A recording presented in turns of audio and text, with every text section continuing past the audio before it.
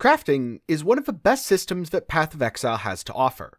It's what first set the game apart from Diablo 2, Diablo 3, and many of its other competitors. But it's also an incredibly deep and complicated system, one which many people don't understand after playing for hundreds or even thousands of hours. So in today's video, I wanted to take a little bit of time to try to shine some light on how the system works and how you can leverage that to your advantage. I'll start off by talking about the basics of items in Path of Exile. From there, I'll go on to talk about tags and mod groupings and how that affects things. Now, this won't get into specific crafting currencies, although I do have several videos that talk about that on my channel. Instead, I'm going to talk a little bit more generally about how knowledge of the way items work can be applied to crafting projects and can often help you find the best crafting project for your item. So to start with, what are items in Path of Exile? Aside of course, things that you put on your character and then MTX over. Well, to use a very simple example, what about this chess piece? This is an astral plate, and it's item level 84. So I've already talked about two important features of the item. The first is that it's an astral plate. Astral plates are strength-based chess pieces. The item class and the attribute requirements are important because that determines what mods can possibly roll on your item. Now, chess pieces are relatively simple. They don't have any subclasses, and so all you need to know is what are the attribute requirements. In the case of an astral plate, it's strength, which means it can roll any modifier that would normally appear on a strength-based chess piece. Or at least, in theory it could. Remember, this example is item level 84.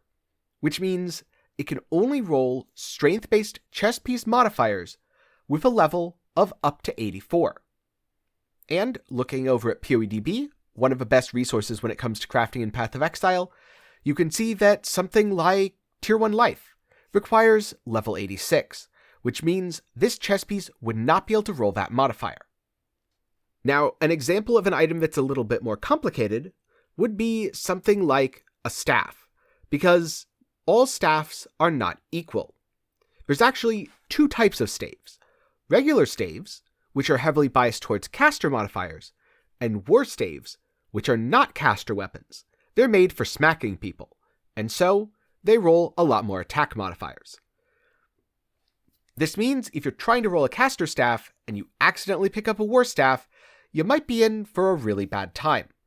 So beyond just paying attention to the item's base type, the item level, and the attribute requirements do also take into account any subclass the item might have. On the other hand, going back to chess pieces, a different base is not in fact a different subclass. So an astral plate and a glorious plate roll 100% identically. Next up, what determines how things actually roll on the item? Assuming that you already know the pool of what can roll, how do you know what will roll? This is determined by crafting method, tags, and mod groups. And this is where things get very complicated. So, because this is an overview video, I'm going to keep it a little bit simpler. Tags are attributes of affixes. So for example, +1 to level of all lightning spell skill gems has the caster tag and the lightning tag. This means, for example, if you didn't want this to roll on your item, you could use the metacraft cannot roll caster mods. Because it has a caster tag, the item would no longer roll +1 to all lightning spell skill gems. Similarly, if you wanted to encourage it, you might want to use something like a metallic fossil that encourages all lightning modifiers. Now, another important piece of this puzzle is the number of affixes the item itself can have. A normal item can have 0 affixes. A magic item can have 2, 1 prefix and 1 suffix. But then a rare item can have 4 or 6.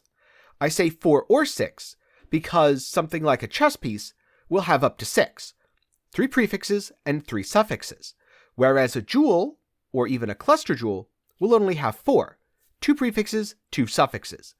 There are a few heist bases that are a little bit weird in this regard, but generally speaking, if you want a rule of thumb to remember, jewels have 4 affixes, most other items have 6, at least when they're rare, and they'll generally evenly be distributed between prefixes and suffixes.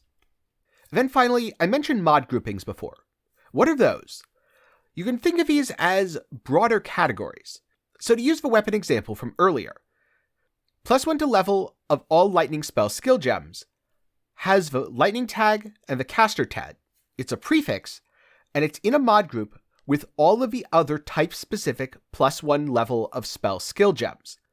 You'll never have a weapon with +1 all lightning spell skill gems and +1 all chaos spell skill gems. This is impossible because both of these modifiers are from the same mod group. But on the other hand, +1 to level of all spell skill gems without a type is in a different mod group. This means that +1 to level of all skill gems, +1 to level of chaos skill gems, and let's just say spell damage can all exist on the same weapon, since these are 3 different mod groups and 3 different prefixes. This last part is especially important if you're trying to craft things using any method that can slam a modifier or otherwise add a modifier to an item, such as an Eldritch Chaos. Crafted mods are still in mod groups, so let's just say you're rolling a pair of ES boots, and you're slamming it with an Eldritch Chaos, and you absolutely don't want mana on it. If you craft mana on and then slam a prefix, it can't be mana because a mod from that mod group already exists on the item. So there's a lot of really interesting ways you can leverage this to make it easier to craft things that otherwise might seem impossible. And that's exactly why Path of Exile's crafting system is so awesome. You can do things that seem impossible, but aren't. In the case of Harvest, they were often incredibly simple. There were many harvest crafts that were deterministic to the point of guaranteeing an outcome. A lot of those don't exist anymore, but there are a few that still do. Now, before I get into an example of a practical application here, just as a quick reminder, if you've been enjoying the video so far, or if you found it helpful, please do leave a like for the YouTube algorithm. If you want to see more crafting videos, then sub to the channel and ring the bell to be notified whenever I upload. And finally, if you want to support me while also getting something pretty cool, then check out my official merch shop where you can get a shirt or a water bottle sporting my logo. There's also several other options with various themes, including I crangled all my gear and all I got was this stupid shirt. But for now, let's get into an example of a practical application of a knowledge that I've mentioned so far. Let's say you have an amulet that you want to use for cast on crit Forbidden Rite. It already has tier 1 crit multi, and it already has +1 to level of all spell skill gems. And you want to make it giga damage. You want +1 all, +1 in chaos. Well, believe it or not, that's pretty easy to do. To start with, just craft can have multiple crafted modifiers. From there, craft suffixes cannot be changed, and prefixes cannot be changed. This is a little bit pricey, you've spent a few exalts, but trust me, it'll be well worth it. The item will now have 3 suffixes that cannot be changed, and 2 prefixes that cannot be changed, and 1 open prefix. If you use the Harvest Craft, reforge an item with 1 chaos modifier, the only chaos prefix that's available is +1 to level of all chaos skill gems. Remember, prefixes cannot be changed, so it can't wipe out your good mods, and suffixes cannot be changed, so it can't wipe out your good mods and add chaos res. If you do this, your end result will be +1 to level of all skill gems, +1 to level of all chaos gems, and T1 crit multi. From there, you can just remove crafted mod, re-multi-mod, and craft whatever you want for a suffix, and let's just say yes for a prefix. You know you can do this because you know the tags involved on the mod you want it to hit. You know you can do this because you know the mod groupings. And you know you can do this because of the rules regarding metacrafts. Luckily, in terms of metacrafts, the rules are relatively straightforward as to what the craft does. It's a little less straightforward as to when it applies. Metacrafting does apply with Harvest, but won't apply with essences or fossils. So that's just an example of how you can apply knowledge on how items in Path of Exile work, and how crafting methods work, to make an incredibly powerful item for, most likely, a lot less than you would have paid by just buying it. So, if you want to see more crafting methods, let me know down in the comments, and also tell me what you want to see, because while I do know a lot about crafting, I don't know quite as much about reading minds. Thank you for watching. If you have any questions, be sure to put them down in the comments below, or join the Discord, where you can ask questions, get build help, and hang out with the community. A special thanks to my patrons and YouTube channel members. They're awesome, and they get to show it by having their name on screen in the credits of all my videos. So if you want to see your name here, be sure to check the link in the description. For more general gaming content, check out my second channel, 10 Gaming Thoughts, and if you want a water bottle or a cool shirt, I have a link to my official merch shop in the description. I hope you learned something today, and I hope to see you again sometime soon.